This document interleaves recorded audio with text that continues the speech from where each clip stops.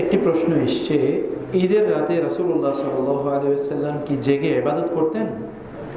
দুটি হাদিসের কথা প্রচলিত আছে যেখানে আমলের কথা উল্লেখ আছে। প্রথমত বক্তব্য হলো, ঈদের রাতে ইবাদত সংক্রান্ত যে হাদিসগুলো উল্লেখ আছে এই হাদিসগুলো হয় দঈফ অথবা মাউদু।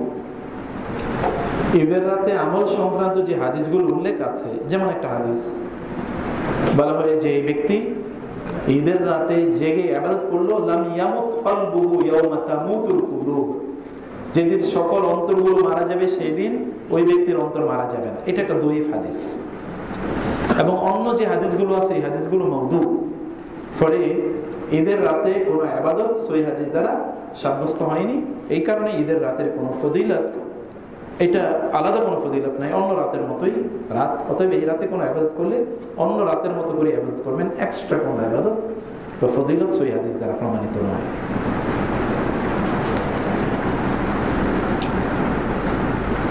টাকনুর নিচে কাপড় পরা হারাম, কিন্তু আরবদের জুব্বা টাকনুর নিচে পড়ে, এটা কি জায়েজ?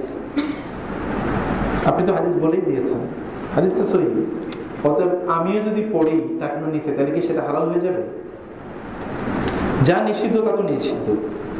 যেটা নিষিদ্ধ সেটা যদি পৃথিবীর সবচেয়ে বড় আলেম অথবা সকল মানুষ, পৃথিবীর সব মানুষ যদি ওইটা করে, তাহলে কি সেটা জায়েজ হয়ে যাবে?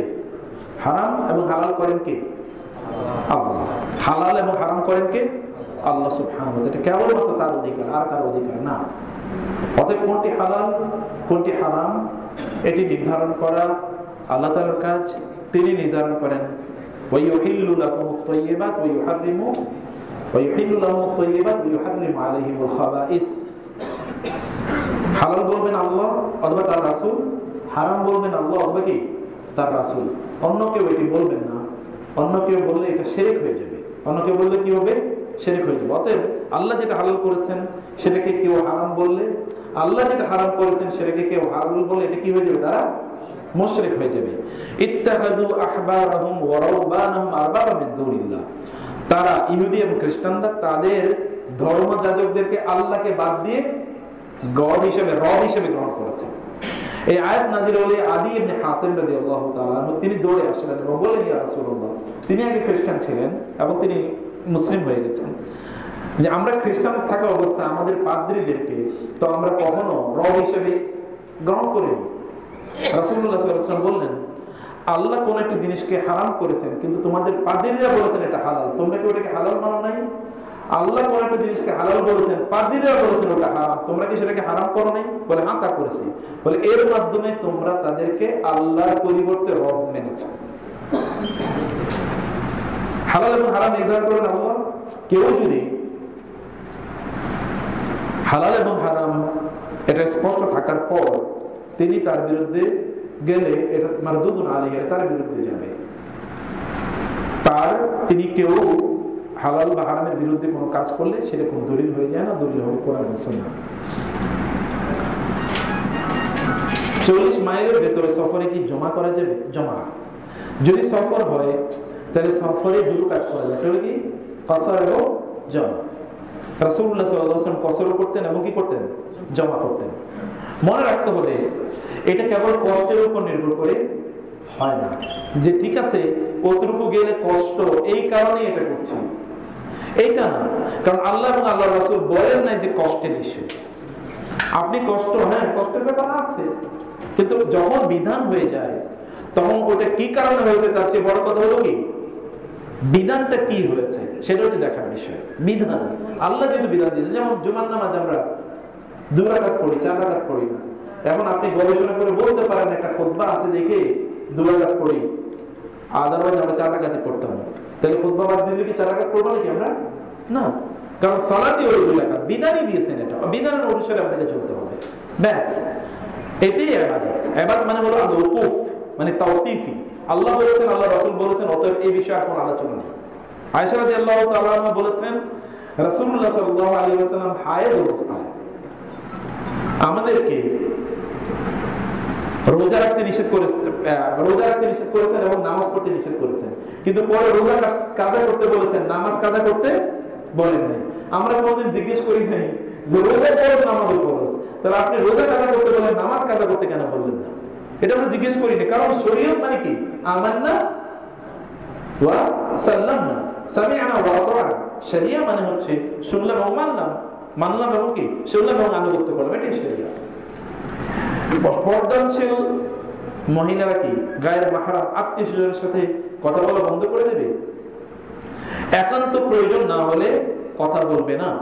আল্লাহ সুবহানাহু ওয়া তাআলা বলেছেন, ফাইজা সাআলতুমুহুন্না ফাসআলুহুন্না মিন ওয়ারাই হিজাব। যদি কখনো আত্মীয়স্বজনের সাথে বা কোনো নারীর সাথে কথা বলতে হয়, তাহলে এক নম্বর কথা হচ্ছে মিন ওয়ারাই হিজাব, পর্দার বাইরে থেকে, পর্দার আড়ালে থেকে কথা বলবে।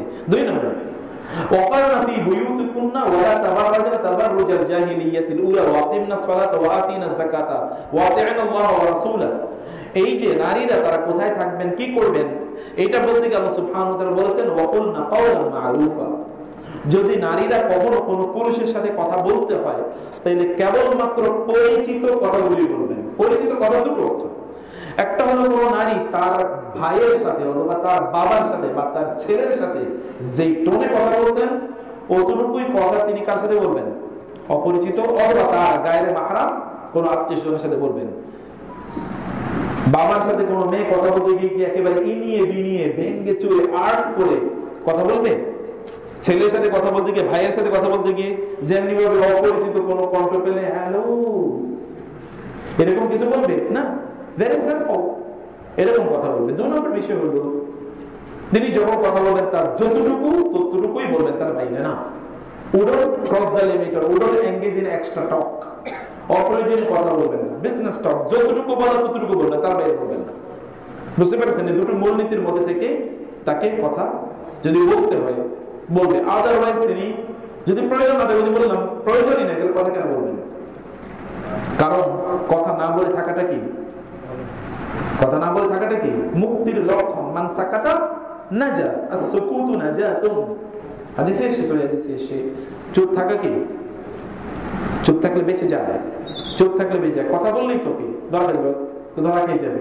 কারণ সহিহ হাদিসে এসে, বুখারী হাদিসও আছে, যে কোন একজন ব্যক্তি কোন একটা কথা বললেন, ওই কথাটিকে তিনি খুব গুরুত্ব দিয়ে বলেন নাই, কিন্তু আল্লাহ তাআলা এই কথার কারণে এত অসন্তুষ্ট হন যে তাকে জাহান্নামের এত দূরে নিক্ষেপ করেন। মা বাইনাল মাশরিকি ওয়াল মাগরিবি, মানে পূর্ব এবং পশ্চিম এর মধ্যখানে যত ব্যবধান আছে, জাহান্নামের তত ব্যবধানে, তত দূরে, তত গভীরে তাকে নিক্ষেপ করা হয় একটা শব্দের কারণে। মা ইয়ালফিযু মিন কাওলিন ইল্লা লাদাইহি রাকিবুন আতীদ। কথা কম বলা।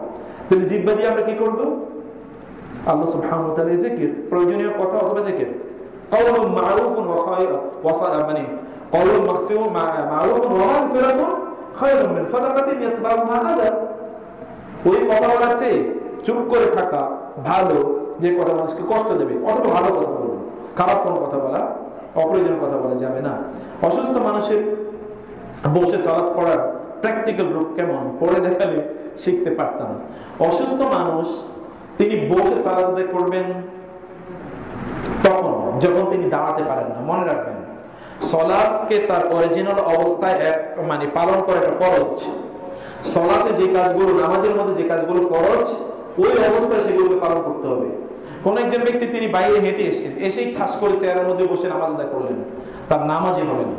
কারণ দাঁড়ানো তার জন্য কি ফরজ। তিনি তো দাঁড়াতে পারতেন, হাইটেই তো এসেছেন, তার মানে তিনি দাঁড়াতে পারতেন, অতএব তাকে দাঁড়িয়ে নামাজ আদায় করতে হবে। এরপরে তিনি রুকু যদি না দিতে পারেন অথবা সিজদা দিতে তিনি পারেন না, তার হাঁটুতে প্রবলেম বা কোমরে প্রবলেম, তাহলে তিনি তো চেয়ারে বসবেন, তিনি দাঁড়াবেন, দাঁড়িয়ে কেরাত ইত্যাদি পড়বেন। রুকু যদি তিনি অরিজিনাল অবস্থায় দিতে পারেন তাহলে দেবেন অরিজিনাল অবস্থায়। এরপরে সিজদা দিতে না পারে তিনি বসবেন, বসে তিনি এমন ভাবে সিজদা প্রদান করবেন, রুকু করলে যতটুকু করতেন তার চেয়ে একটু বেশি ঝুঁকে যাবেন, তিনি তার চেয়ে একটু বেশি ঝুঁকবেন। রুকুতে যতটুকু করতেন যদি বসে তিনি রুকু করতেন, আর বসে রুকু করলে যতটুকু তিনি ঝুঁকতেন তার চেয়ে একটু বেশি ঝুঁকবেন। আদারওয়াইজ তিনি যদি এমনিতে রেগুলারলি মানে স্বাভাবিকভাবে তিনি রুকু করেন, তাহলে তার চেয়ে অনেক বেশি ঝুঁকে সিজদা করার প্রয়োজন নেই। সিজদায় তিনি একটু হালকা ঝুঁকলে হবে, যেমন একটু রুকু ঝুঁকলেন, যে তিনি একটু ঝুঁকেছেন এটা যেন বোঝা যায়। আর যদি তিনি রুকু এবং সিজদা দুটোই বসে দেন, তাহলে রুকুর চেয়ে সিজদার জন্য একটু কি বেশি ঝুঁকবেন, যেন বোঝা যায় যে তিনি সিজদা প্রদান করছেন। হাঁটু তার ইয়ের উপরে থাকবে, তার হাঁটুর উপরে থাকবে স্যার, হাত রুকুর সময় হাঁটুর উপরে থাকবে, ঠিক আছে, সিজদার সময় হাঁটুর উপরে থাকবে, এভাবে তিনি সিজদা প্রদান করবেন। পিতা পিতামাতা এবং পরিবারের অন্যান্য নারীর যদি হিংসা ও খারাপ ব্যবহার করে আমার স্ত্রীর সাথে, সেক্ষেত্রে আমার করণীয় কি?